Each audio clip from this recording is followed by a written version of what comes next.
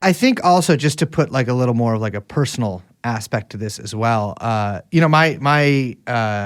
maternal side of my family are Polish or sort of Eastern European Jews, Polish-Ukraine border.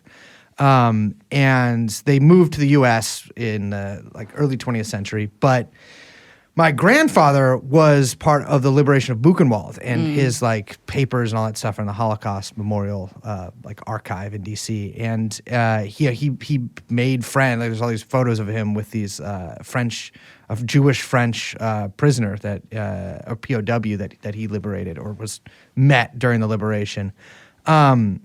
But it's like a very real possibility that if my family had stayed there, then they would have, of course, been wiped out, right? Yeah. And like obviously, I don't have a ton of stuff on the early lineage of that side of my family, but it's like I'm pretty sure that anybody who did was very likely that they were killed, and so it's like this isn't completely foreign stuff to me. Yeah, I mean, I had a lot of family in Poland that died in the invasion. My grandfather actually made it out, and somehow, I mean, it's the craziest story. I don't know exactly if he went through Romania or how he got out of there, but he ended up basically on foot with some friends traveling through Europe and ending up in England and joining the RAF. And he was a pilot for a pretty elite, I guess you would call it, squadron for the RAF, a kind of famous like cell of Polish fighter pilots.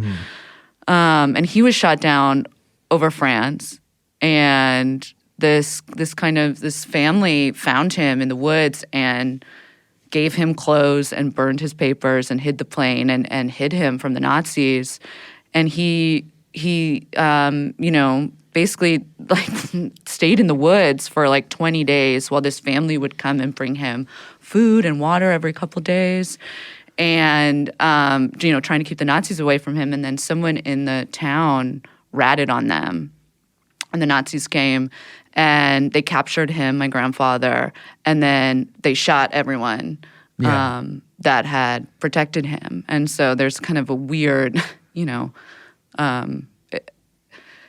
hard to think about. You exactly. think that these people, were fucking murdered for, protecting my grandfather, who then was thrown in a camp for 3 years where he was, and then he was a part of the Black March, and fell in the snow because his feet were frozen, and the man next to him carried him for the rest of the way, and that's how he was finally able to make it out. Which is to say, like, a lot of people are not here because my grandfather was, which is a very tough thing for me and my family to kind of sit with.